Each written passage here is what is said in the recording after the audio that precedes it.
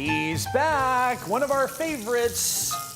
Paul Shufelt, the corporate chef for Century Hospitality Group, and of course a columnist with the Edmonton Sun, and this is what you're tackling in this week's column. You bet we are, yeah. Yeah, so, you know, as I said, it's the time of year. Halibut comes back fresh about the last week of March, first week of April, you start seeing it back in the commercial fisheries. So it's the time to start using it again, and what I like about it at this time of the year is it's the water temperature is a little bit cooler. So it's really firm, really fresh, just a nice clean flavor. I really enjoy using it. So you can get great fish in Edmonton. We know that's no secret. Now, I mistakenly teed this up throwing to break saying that this was a pancetta wrapped halibut, but it's a prosciutto wrapped halibut. What's the difference, pancetta and prosciutto? So prosciutto is essentially the leg of ham, and it's cured and then pressed down flat and aged for about anywhere from 6 months up to several years. Okay. Pancetta is actually the pork belly. Oh. So it almost looks like bacon, but then it's been rolled up, and it's also cured, but it can be spiced a little bit. So this is the prosciutto. You bet. And we're going to wrap the halibut in this? You bet. Yeah. So I'll show you a quick trick for that. We're going to put it right down on there, just like so. We got a piece of saran wrap.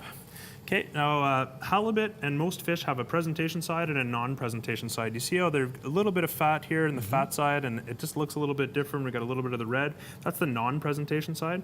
This would be so we call this the presentation side of the top. So we're gonna put that down. So presentation side down. Exactly. Okay. So we're gonna have the nice folds on the top of the fish rather than the bottom.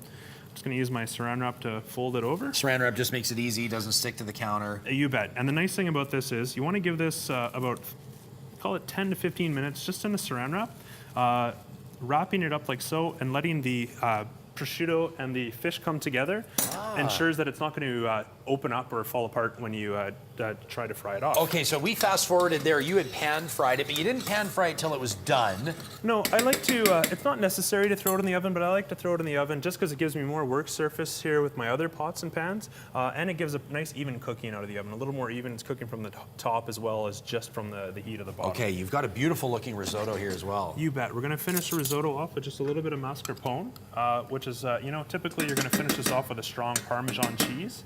I like to do something a little bit lighter, so I'm going to use the mascarpone because I want the pea flavor to come through. Now, Paul, are you religious about slowly adding the water or stock to your risotto as opposed to just dumping it all in and letting it expand? No, that is really part of the process. Yeah, you'd really have to slowly add ladle by ladle, stirring as you go to kind of reach that consistency. Part of the stirring releases the starch and creates that natural sort of creaminess that you're looking for. Okay, so you can't ignore that side of it. You really don't. Now, do you add in fresh peas or are we using frozen? That was fresh peas. Okay. And then we've got the fresh peas, the risotto, a little bit of butter that I just added there. You always want to finish risotto with cheese and butter. As I said, in this case, the mascarpone, because it's a little bit creamier and softer than the Parmesan, and I'm letting the flavors of the peas come through first. So this is great for anybody's bikini diet.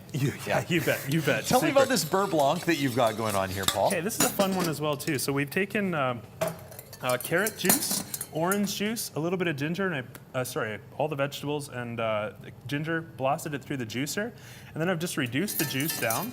And a beurre blanc essentially is finished with white wine, so I've got a little bit of white wine in there, and I've reduced that all down, and now I'm just whisking in some raw butter, and it creates sort of this creamy sauce. It'll just pair really nicely. So I've got to play on, you know, peas and carrots, sort of that spring flavor.